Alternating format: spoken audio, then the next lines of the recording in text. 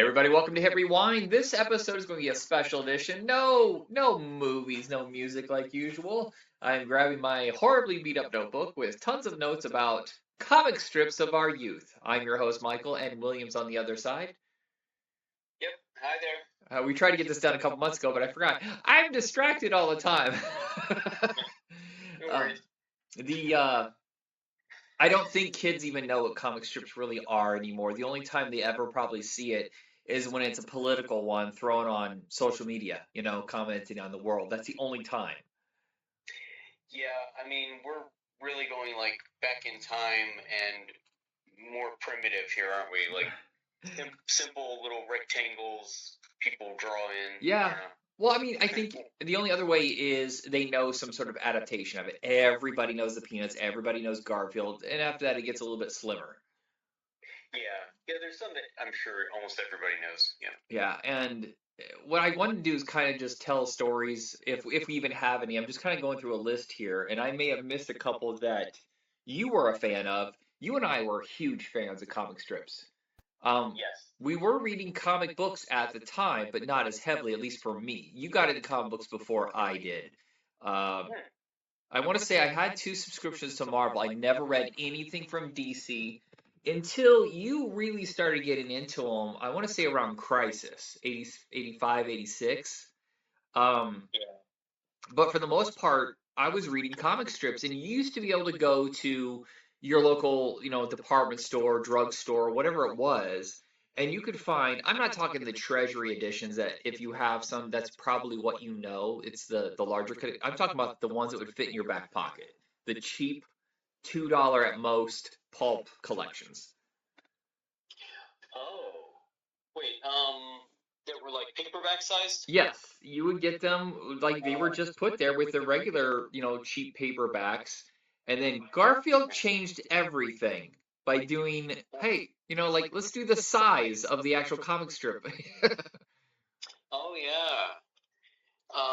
Yeah, isn't that odd that before that they had to kind of like mangle the comic strips to get them to fit on a vertical page. Yeah, Yeah. I wonder if that's what they did with the originals. They cut them up to reformat them, and that must have killed the people who created it if they didn't have their own version. Oh yeah, definitely. The That's funny. and of course they had been around for probably 50, 60 years before we ever discovered them. And I think there was kind of a line of demarcation with Garfield for our generation. I hardly read anything that was created really before that. Did you feel like that was our generation's like holy shit, this is ours kind of thing? Uh, I don't really want to admit that now, but yeah, probably. I mean, no, look at this. Most people that created the comic strips we love, they were either reruns, like classic Peanuts, Calvin and Hobbes, stuff like that. They retired, they died, they moved on, and it's when other people took over. Um, Jim Davis clearly ran out of ideas in the late 90s and then just started hiring people to do it for him. So his legacy is pretty much tarnished right now. Oh, I did not know this at all. Sorry, I just knocked over a box in my shop currently. Oh, okay. Hope that doesn't make a noise. Okay, so okay, this is reminding me of like Rembrandt or Renoir having a studio with artists that he had trained and such. Yeah. I had no idea that Garfield would have done such a thing. Well, if you want to start off with this one, I think that he was really at his peak, I want to say in the mid 80s because the merch, insane amount of merch, cartoon specials. We got the Garfield and Friends TV show, which had it didn't last very long, but the people who knew, U.S. Acres was a cult favorite. Oh yeah, yeah, I love that. I don't know if it didn't sell as well or he was just exhausted, which is funny because now he could bring it back and just have some of his like, whoever he hires to do it. Oh yeah. Hmm. Uh, wow. I even accidentally watched a video today about. Did you know that there was a Garfield theme park? No? Where? I'm forgetting now, but it was he bought up. Actually, I think he bought up multiple of these small little mom and pop kind of theme parks, and they had what do you call it, campgrounds connected to them. But anyway, one in particular was with their test to see if it would work, and they had a Garfield land. They had a couple rides that were Garfield themed. The really famous one was it was a Tunnel of Love kind of ride, but but instead it was Garfield's Nightmare. Okay. Anyway, yeah, if you look this up, lasted for, at least the rides lasted for quite a while, but I think the rest of the park started to change back to what it was after just a few years. Well, I think he was probably capitalizing on the whole Yellowstone, or is it, no, it's Jellystone. Remember when there was a whole bunch of parks that had Yogi Bear attached? Oh yeah, Yogi Bear, yeah. Mm-hmm. Yeah, and I think I did, I can't remember, I think a couple years ago I gave you a collection of like the first couple of years of Garfield, did I? Possibly. When Garfield was really not attractive looking, he was just a ugly pile of meat. But I always thought it was funny is in the mythology of Garfield, they've never once brought back his, his, do you remember John had a friend, like a sleazy friend with a mustache? Oh, yeah, and he looked just like him. Right? Yeah. Because Jim Davis was pretty limited on what people look like. I actually thought it was him, and a split personality or something like that. Yeah. Yeah. But yeah, then they dumped him and they made it more about his relationship with the doctor. I think it was Liz, and then they brought Nermal in, and to give Garfield more of a nemesis. Actually, I don't even think Odie was there in the very beginning. Probably not. Yeah. Yep. But yeah, that was probably the biggest. But it was always in competition with the Peanuts. And if you look today, the Peanuts are so legendary and well known and much more loved than anything else in comic strip world, I think. Yeah. Although it's kind of funny that you may be aware the internet really taken to making fun of Garfield. Oh, yeah. Doing just insane fan art, like Garfield Cthulhu. Oh, okay. Godzilla, all these kinds of things. It's just an absolute wormhole. And of course, there's been YouTube parodies. There was one guy who was making hour-long films, basically just to point out that Garfield wasn't very funny. Oh, you don't think Garfield was funny? Wait till you read Heathcliff. I don't know what's been going on the last decade, but whoever is running it is clearly like Andy Kaufman, level of non-humor. I don't understand. It's like he's purposely trying to create something that isn't funny. Oh, weird. I know. So, first of all, Heathcliff is still running? Yeah. Oh my gosh. That's insane. I don't know. Yeah, I don't know what money is left in comic strips, so I'm assuming it's just we got the license for dirt cheap. Let's just hire someone right out of college or whatever, give them some practice, and then they move on. Oh wow! So maybe they've got some guy who's just going all performance art with it or something, just trying to antagonize it. Look it up. Yeah, it's surreal. It's insane. I don't know what they're doing. Wow, okay. Yeah, I will do that. Yeah, I remember that was a thing though. It was like, do you like Heathcliff or Garfield? And if you said Heathcliff, people were like, ew, what? Yeah. Except some people thought that Heathcliff was better because he was more of a bad boy. Yeah. Well, I remember the cartoon was really popular for a while. Yeah. Mm-hmm. And it was always paired with Dennis the Menace. And Dennis the Menace is one that I felt like Family Circus, I was just too old for by the time I discovered them. Oh, yeah, I hear you. Yeah. Wow, I don't know. Now I'm remembering all kinds of things. I think I'm mixing up Saturday cartoons though with comic strips. Yeah. So I'm going to try to stay to the comic strips. Okay. But that tells you how popular they were in the 80s, is that almost every single one of these, if they didn't get a series, they got a special, a Valentine's Day special or a Christmas special. That's how big comic strips were. They were 5 pages on Sunday. Yeah. Wow. I don't know. What others were your favorites? Of course, Calvin and Hobbes is the greatest of all time. There's nothing else like it. I put Bloom County right up there with that. Yeah. Yeah. Well, those very unique. those always seem to be the ones that were aiming higher than all. There's like three levels. There's the old style. Every time I would read them, I would kind of glaze over, and every once in a while I'd find it funny. Beetle Bailey, Wizard of Id, BC. Those were like 60s and 70s, you know. Then there was the shit that I never I never found funny. Shoe, shoe. Oh, well, yeah, once in a while. That was a weird one. It just seemed to be like what some old guy wanted to mumble about and thought was funny. Yeah, there was. I can't remember. I think it's called the Lockhorns, where it's a husband and wife, where all they would do is like bicker. Oh, yeah, there were too many really that were like just family crap that we didn't. Yeah, I don't know. I think we like the animals. I think that's what it was. If it was a strip with animals, it was a much higher percentage of us getting into it. So, you know, there of course U.S. Acres, Calvin and Hobbes. I liked. This is much later. Towards the end of comic strips is Boondocks. Yeah. But yeah, I think you're onto something with the animals. Like continuing on like a decade or two later, the most popular ones in the world, I think, are once again animals, like Pearls Before Swine. Yeah.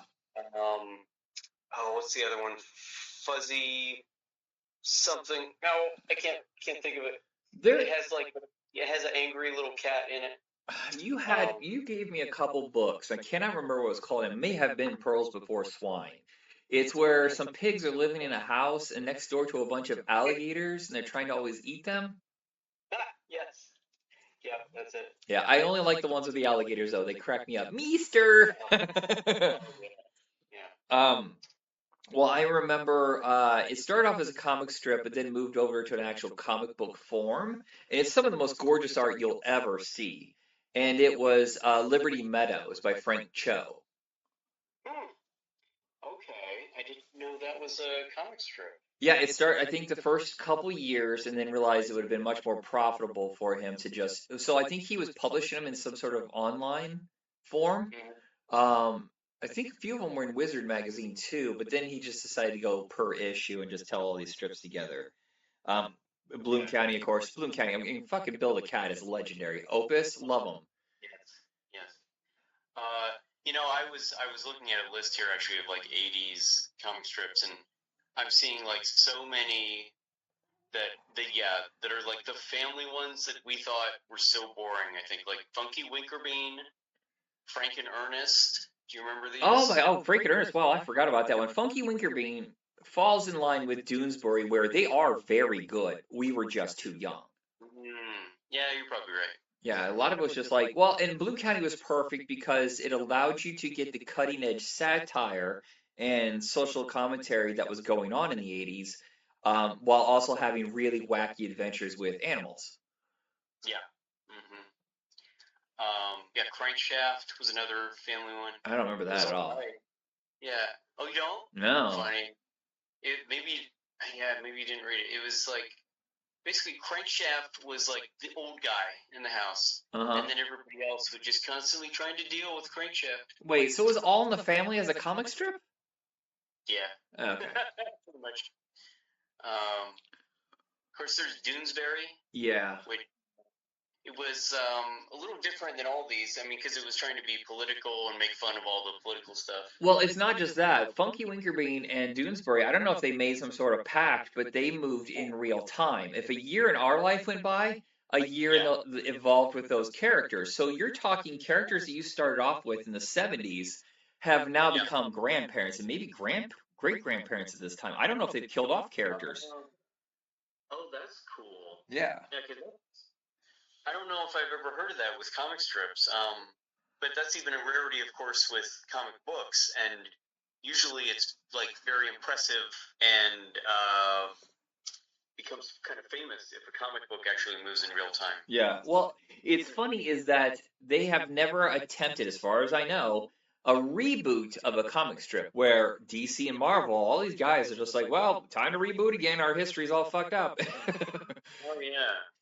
Yeah, why don't they come out with like a edgier Family Circus or something? Billy won't get off his phone. Let's track him on our, he's running around the neighborhood. Let's track where he's going. Yeah. I didn't do it. Yeah, well, the camera caught you. Your ring camera caught you. Yeah, we've got GPS. Here we go. Yeah, Family Circus was something my mom loved, and I just thought it was too cute. Too cutesy. It just wasn't funny to me. Yeah, it usually was not very funny to me because I mean, it felt like 3/4 of the time it was just like, oh, kids do naughty stuff. Yeah, or he says Paschetti instead of spaghetti. That's not comedy. Um, Yeah. a little off the beaten path, wasn't in a newspaper, but I remember we got great enjoyment out of was it Joe Bazooka? Bazooka Joe? Oh, okay, yeah, yeah. The comic strips that came Yeah, with the with gum. the gum. Yeah, those are corny, like Archie era jokes. Like, yeah, just dad jokes, Yeah. puns and stuff. Well, do you remember there was one that was kind of naughty at the time, and we didn't know. We had no idea that the guy was going to blow up a couple years later, but it was Matt Groening with Life is Hell. I was just looking at that and wondering if that's what you're talking about. Yep. When you first gave me that book, or let me read it, whatever, you had a Life in Hell book, and that blew my mind. I Yeah. was like, I had no idea it was possible you could do that kind of comedy. And I think it wasn't even in regular newspapers. I think it was like in college papers or something. yeah. I was like, oh, you can go this completely against the grain, and it's okay. It might even be cool. Look, and I don't think it's possible. I don't think it would have happened if The Far Side hadn't connected so well. Yeah. And that, Um, yeah, everybody knows The Far Side. It was all over T-shirts. It never really broke through. I think there was one animated special, and then he realized that was a mistake. It's not the kind of thing designed for an animated special.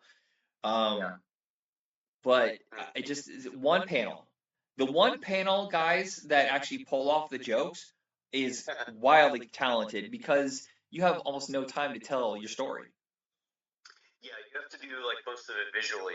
I've noticed. Yeah. I think my favorite one is the school for gifted kids and the kids pushing on the door instead of pulling. Oh, ouch. And they're the ugliest human beings you've ever seen. Gary Larson had something in his head about kitschy 50s looking grandmothers, I guess.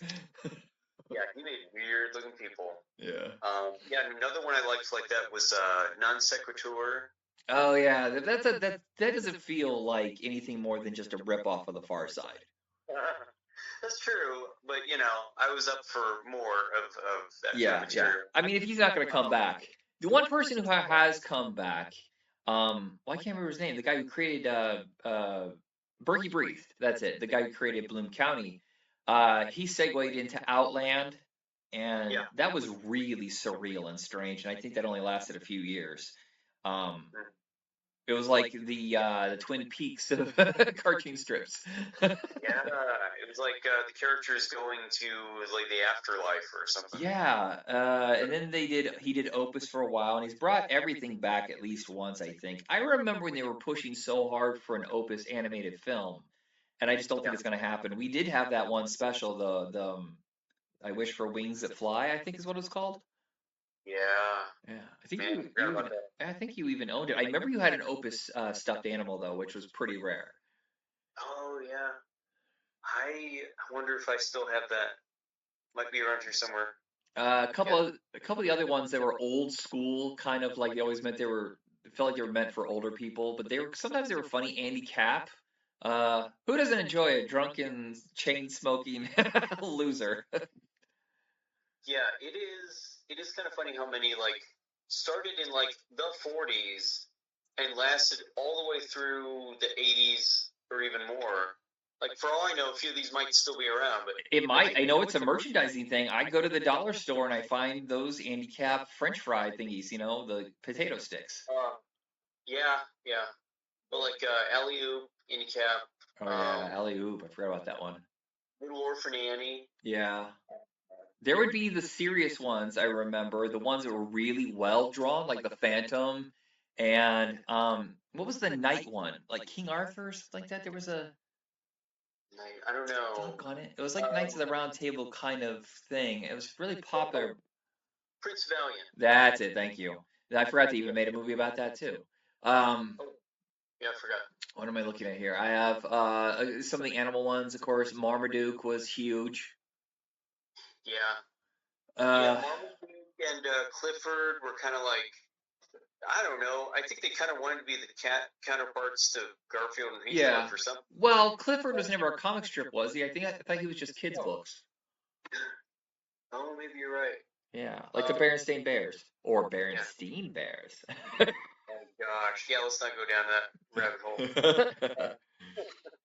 There was Mutts, if you remember that one. Yeah.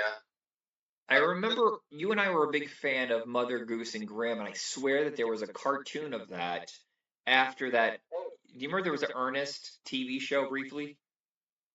Yeah, I think I told you a while back. I actually was obsessed with Mother Goose and Grimm the cartoon. Oh, Because okay. it didn't last long, but I figured out when it was on, so I caught all 12 episodes or whatever there were. Well, that's the funny thing about some of the cartoons back then. I feel like some of the cartoons were only like 12 or 13 episodes, but then they would say, "Hey, it didn't work at 9 o'clock. Let's try rerunning it again a year or two later at like noon, just to make some money back." I was like, "How was Teen Wolf the cartoon on for so many years?" Oh wow. Okay. By the way, I didn't know that was a cartoon.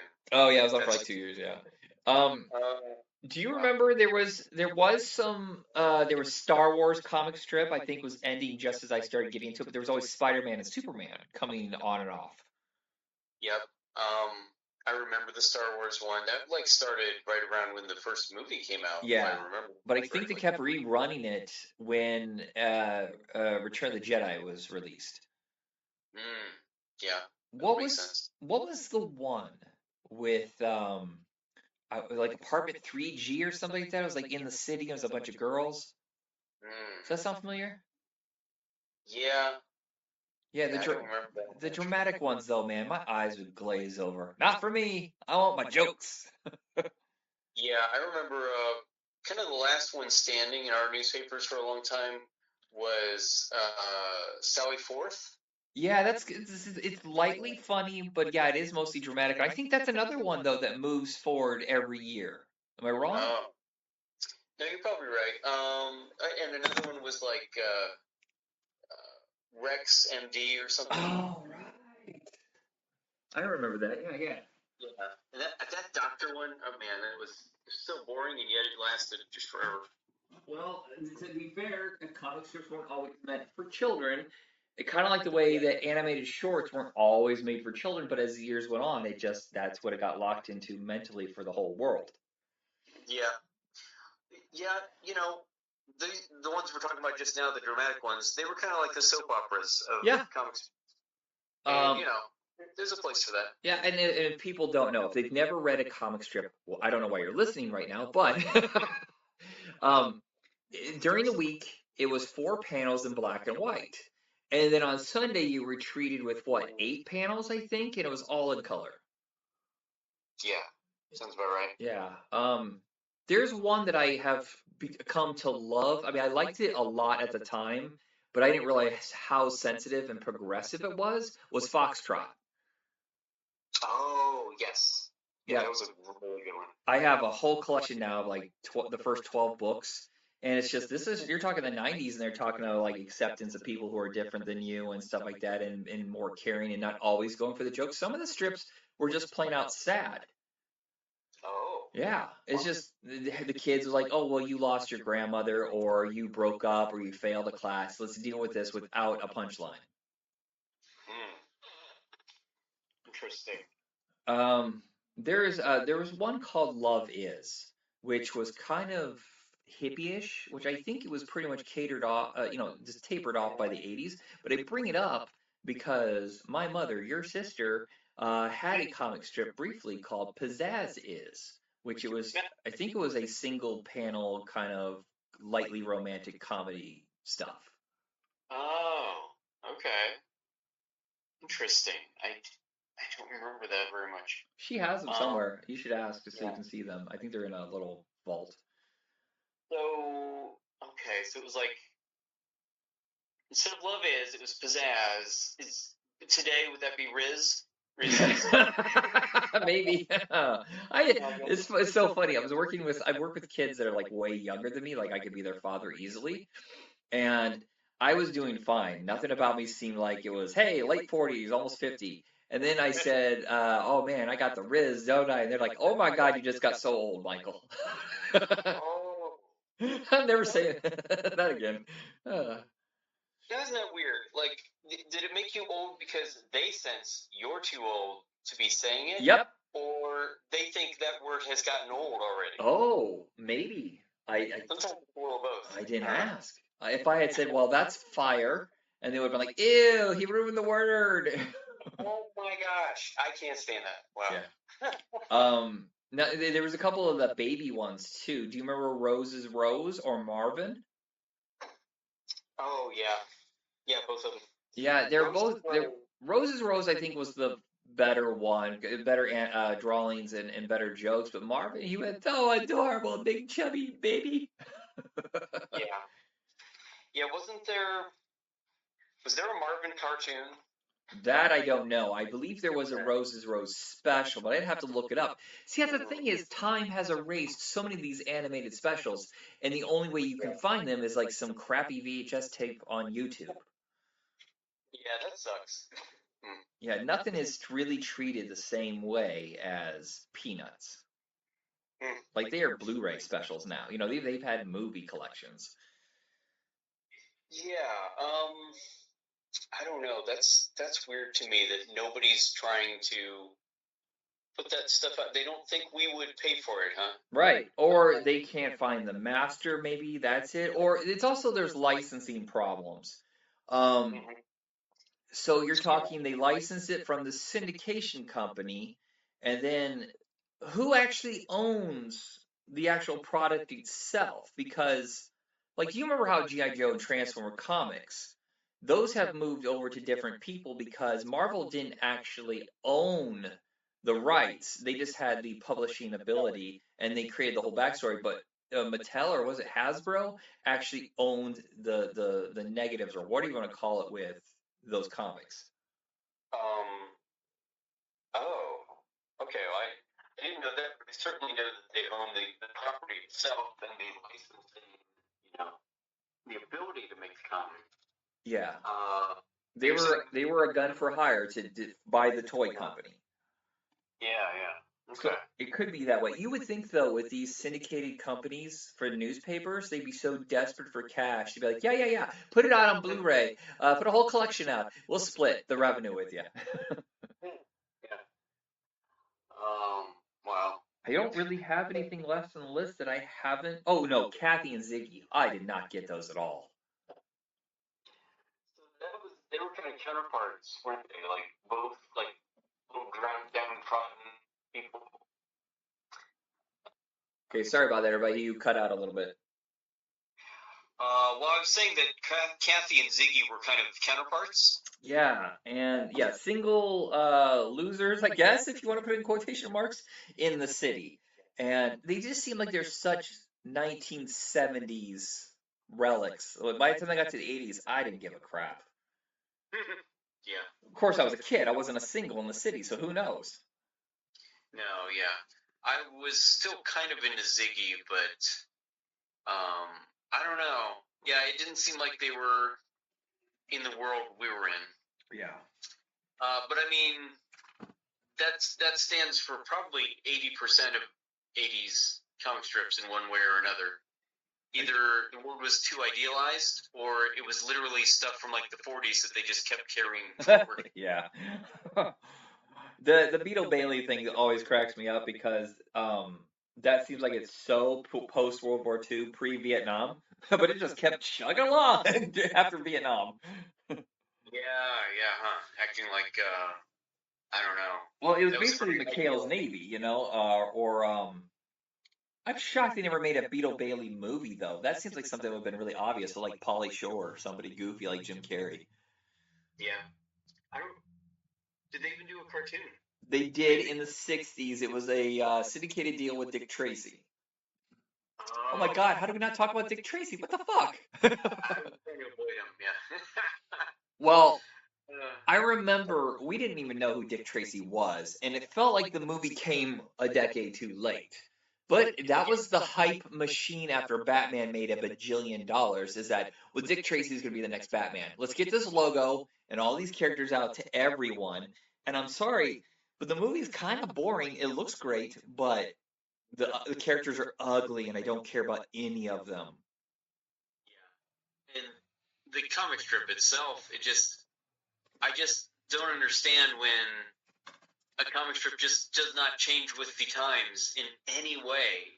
It's just very awkward to me that Dick Tracy still looked exactly the same in 1987. Yeah. as he did 4 years later. I guess It's so weird. I guess there's a new comic book of it where they've tried to update it. I just don't see it happening. A guy in a yellow that yellow outfit into 2025? What? Mm-hmm. Yeah. Yeah. Unless it's modern storytelling but still set in the past.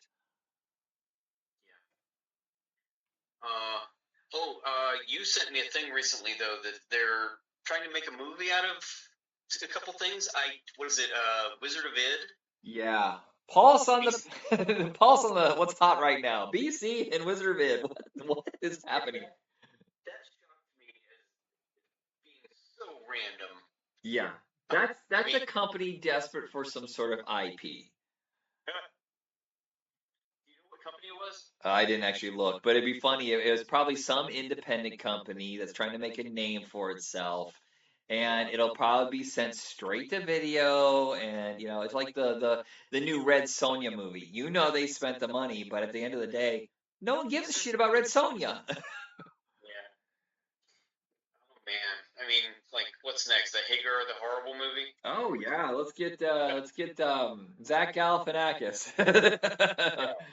I mean, that might almost work better than those other things because you could do it as a parody of Conan. You could. Well, that was Gru the Wanderer. Wait, what? Gru the Wanderer is the perfect Conan parody, which would make a great movie. Not a comic strip, but had some of the same sensibility. Oh yeah, definitely. Yeah, that would be a good cartoon horror movie. Good stuff. There are some independent guys out there that have been going for the last 20 years. They mostly do stuff on their website, PvP probably being the most popular. It's a lot of this gaming stuff. Penny Arcade. Penny Arcade, probably. Yeah, I really love the first, I don't know, 5 years of Penny Arcade, but then he changed his drawing style, and it's just too abstract and weird now. It seems lazy and loose instead of like really fine craftsmanship. That's too bad. Who do you think really is, though, the king, like the greatest artist in all of comic strips? Oh man. Okay. I'll do a joke first. If I'm just going off the best artist who ever did comic strips, it's probably Frank Frazetta, who did Prince Valiant and a couple of others early on. Yeah, I think he did Little Abner too. Who's the guy that did Pogo? Because that art is incredible, even though I don't find the stories funny. Yeah. Walt Kelly, I think. Yeah, Walt Kelly's probably the greatest, but Calvin Hobbes for my generation, I think it's fine art. It is incredibly fun cartoonish stuff going on in the forefront, but in the background, he's doing these amazing paintings, and I get why he walked away. The constant harassment for him to merch, license out.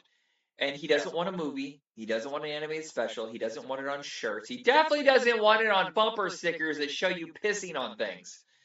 Now, why is that? I wonder. Why didn't he make like millions of toys and? Because he wasn't interested in that. He was interested in telling this finite story that was 10 years. And when he was done, he was done. And he's never gone back for anything except I think he did a couple new drawings for the collection that he had. And the big complete collection. He just sells fine art now under a pen name, I guess, somewhere in Ohio. Oh, this sounds awfully pretentious. Maybe, I don't know, but I mean, he was an artist.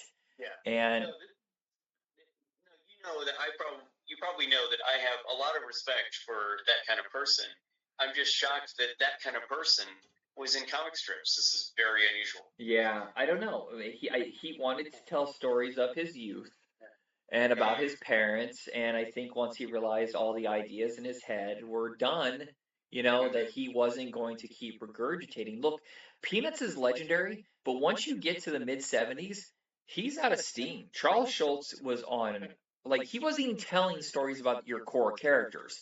Like half the comic strips were about what was his brother from Mexico with the mustache out in the desert? You know, do you remember that Snoopy had a little brother? Oh, Yeah, yeah, and no. then his sister pops up, and there's so many strips about Peppermint Patty, and it's just like we've lost our way. And I can't believe the comic strip went for another 20 years because I got to so I had the complete collection of the 50s, 60s, and 70s. By the time I got to like 78, I was like, oh, I'm gotta just finish this. This is so boring. Huh. Oh wow. Huh. But like Jim Davis, I've been to both of their galleries and museums or whatever you want to call them. Yeah. And Charles Schultz, man, he used so much of his proceeds from the strip and everything else to open up a skating rink for people who couldn't afford, like kids who couldn't afford to go ice skating. And free lessons, free membership, as long as you qualify financially, you get to skate. Yeah, Oh. yeah, he wanted inner city kids to know how to ice skate, and that is just beautiful to me. That is. It's also very specific. Yeah, Really. I think there was something very special to him and his daughter. That's why they have so much stuff in the strip about Peppermint Patty trying to learn how to ice skate. Remember, there was a whole animated special about it too. Oh. Wow. Yeah. Um, I guess that's about any comic strips we missed. Um, I'm sure there are, but I don't know. They may not be that important. I found this list of 80s ones, and I've just been kind of mentioning the ones that really were important to me or I had a lot of memory of. I was surprised how many there are here that I've not heard of at all. Whoa, go And ahead, tell me so, what they are. and so maybe like they were only in certain parts of the country or something like that. Yeah, that was the big deal is getting full syndication because if I remember correctly, at your peak you could get from each newspaper $1 a day, and if you are in 1,400 newspapers, you're getting that's a lot of money. I'm sure like some of the big guys like Charles Schultz and Jim Davis got more than $1, but if you got syndicated at least to half the country, you were good. Yeah, I would imagine. Um, but yeah, a couple I see are like Rasmus Klump. What? Remember? Yeah, I don't know. El Negro Blanco. I don't even want to talk about that further. That sounds very disturbing. That I swear to you, that was a sketch on Mad TV about a wrestler, and What might be? yeah, I can't remember. It's about a crazy wrestler. Sam's Strip, which sounds way too obvious or something. Yeah, or it's a strip club. Yeah. Snuffy Smith. I do remember Oh, that. Snuffy Smith! I actually call a coworker Snuffy because he has one of those mustaches. Oh, funny. Let's see. Urbanus? No, No idea. no, nothing. What's new with Phil and Dixie? You made that up. Sounds like one of those household ones. Let's see. The World of Lily Wong. Don't think. No. Sounds a little familiar. Yeah. Kudzu. That sounds familiar. I think it was about a young black boy. Oh, And, yeah. Yeah, it was a really good one. And one that was kind of a weird one because it was actually an underground comic first, so pretty edgy, and then I think it became a comic strip and only lasted a few years. But Zippy the Pinhead. Oh wow, that is like full on alt like comics. I remember that. Yeah, I think that was like in all sorts of weirdo publications.